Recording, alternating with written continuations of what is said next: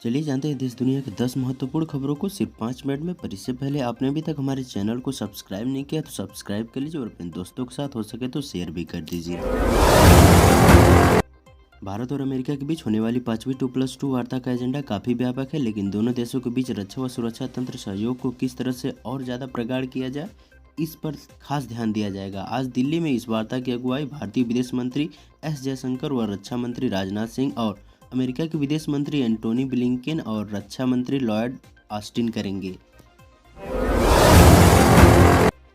राजधानी दिल्ली समेत एनसीआर के कई इलाकों में गुरुवार देर रात से बारिश का दौर जारी है। वर्षा से शुक्रवार को दिन के तापमान में कमी आनी शुरू हो जाएगी। इससे तापमान में भी गिरावट आएगी। शुक्रवार सुबह 5 बजे तक दिल्ली में 22 डिग्री सेंटीग्रेड तापमान देखा गया। वर्षा से उम्मीद है सुबह तक यह प्रदूषण के AQI में गिरावट आएगी।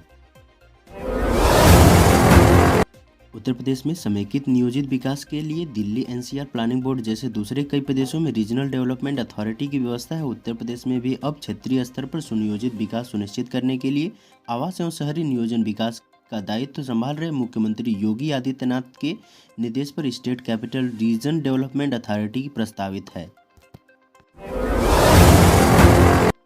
शिमला में सुबह और शाम ज़्यादा ठंड पड़ रही है। शिमला का न्यूनतम तापमान 9.6 डिग्री जबकि सोलन का 7.5 और सुंदरनगर का 7.6 डिग्री दर्ज किया गया। दिन की शुरुआत खिली धूप से होने के दोपहर बाद शिमला सहित अन्य क्षेत्रों में बादल छा गए। मौसम विभाग द्वारा जारी किए गए ताज़ा पूर्वानुमान के आधार पर येलो अलर्ट जारी किया गया है। माता वैष्णो देवी रेलवे स्टेशन कटरा में भारतीय रेलवे की महत्वाकांक्षी योजना रेस्टोरेंट ऑन व्हील्स वीरवार को श्रद्धालुओं को समर्पित की गई। जम्मू कश्मीर का पहला rail coach restaurant Katra railway station rail परिसर में स्थापित किया गया है। ट्रेन के पुराने डिब्बों का नवीनीकरण कर इसे आधुनिक रेस्टोरेंट का रूप दिया गया।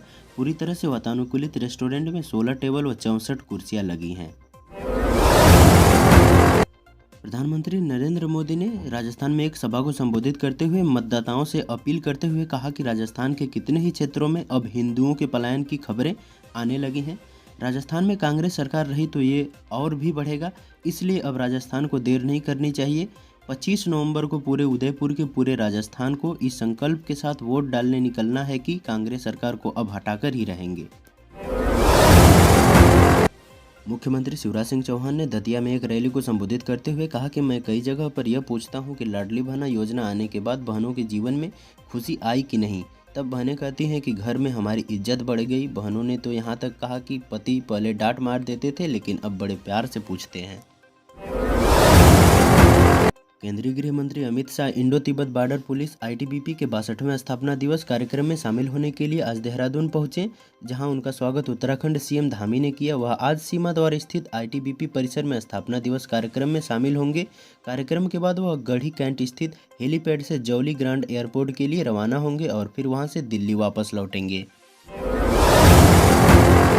कैश फॉर क्वेरी मामले में संसद की एथिक्स कमेटी ने TMC सांसद महुआ मोइत्रा की लोकसभा सदस्यता खत्म करने की सिफारिश की। इस पर महुआ का जवाब आया।